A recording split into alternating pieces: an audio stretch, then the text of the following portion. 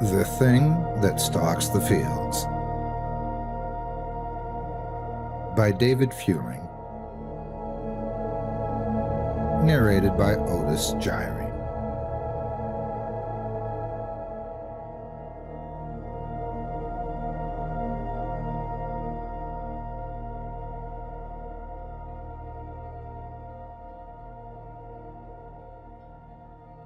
It was a few weeks ago that the hay bales started creeping slowly away from the house.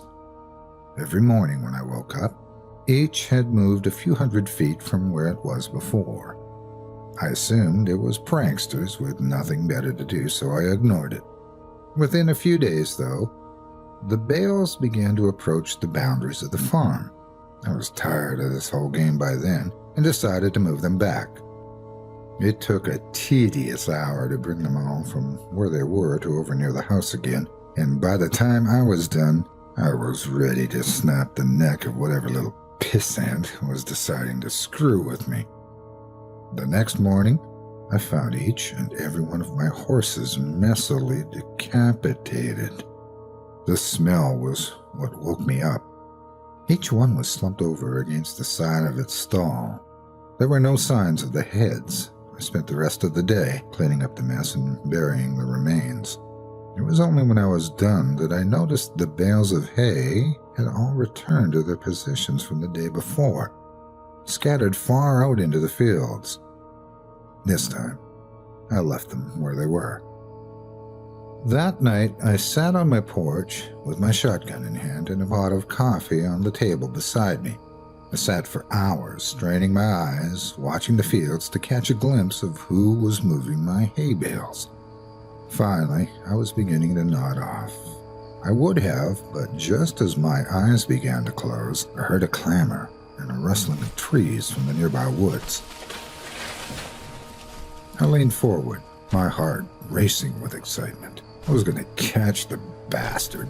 I fumbled with my gun and fidgeted in my seat, waiting anxiously for whoever it was to get close enough to ambush. It was only when the thing got close enough for me to make out its silhouette in the dark that I was frozen still. The thing that crept into my fields from the nearby woods didn't seem to notice me sitting there. It stalked, hunched and deliberate through the field with the posture of a tiptoeing thief. If not for the fact that it must have towered over 10 feet tall, even in its crouched position, it might have seemed almost frail. The thinness of its arms and legs and the emaciated, caved-in quality of its chest reminded me of a starving animal. Still, this thing was undeniably strong, and I watched it hoist each bale up into its arms with ease and set it down carefully a while away, taking only a few strides to cover the distance. I watched it work, moving each bale thoughtfully. Every once in a while, it would straighten up to look around at the other bales' positions in the field before adjusting the one it was working on ever so slightly.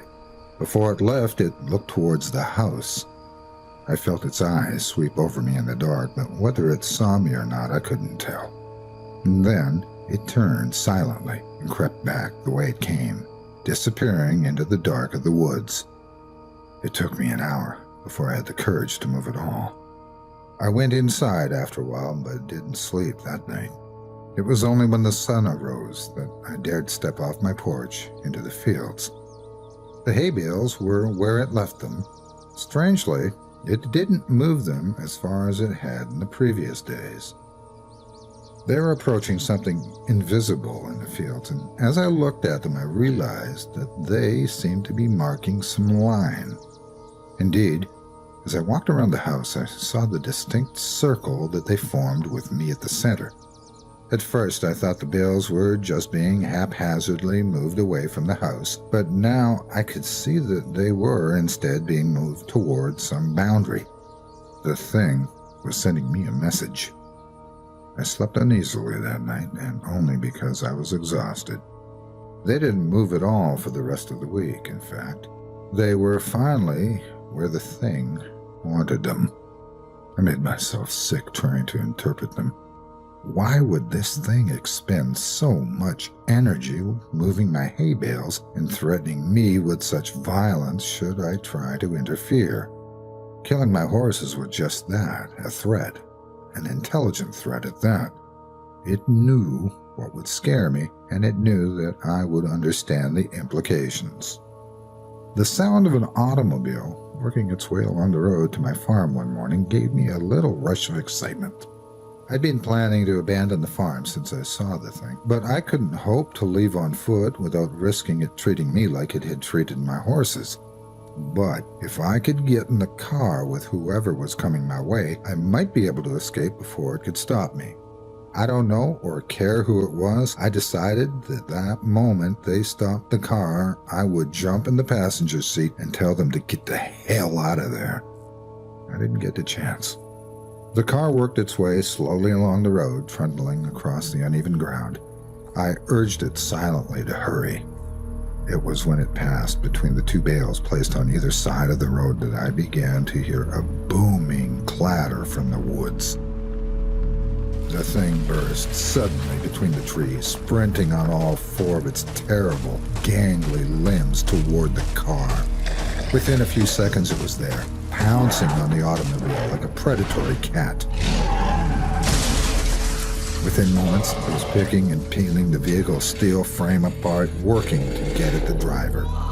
The man, whoever he was, screamed all the while, and I could hear him even over the crunching of metal and the shattering of glass. It was only when the thing crushed him carelessly in its hand that the screaming stopped. It tossed him away and straightened up to look at me once again. In the sunlight, I could see the inhumanity of it. It was composed entirely of something awful and alive which was lashed together in a messy semblance of a human form. Whatever it was made of looked so polished and hard that if it weren't for the minute writhing of the stuff, I'd think it was made of granite. The thing retreated back into the woods, and I was left to my shock. My eyes wandered to where the car sat, the engine still sputtering between the two of the hay bales. Suddenly, I understood. The message was clear. I am this thing's captive, and I am not allowed visitors. Nothing may cross the borders it has set. I'm trapped here by the thing that stalks the fields, and it demands nothing except that I never leave. Still, I don't know if I can handle being that thing's canary. I've been thinking hard for the last few days since I saw it crush that man's chest, silencing him before he could finish his scream. If I crossed the hay bale border, it'd probably do the same. It'd smash my skull before I could put my hands up to protect myself. It'd go and find a new pet and probably keep looking until it found someone who could stand knowing that it was just waiting outside, watching it at all hours with its shiny insect eyes. I've been thinking hard for the last few days, and I might just make a run for it.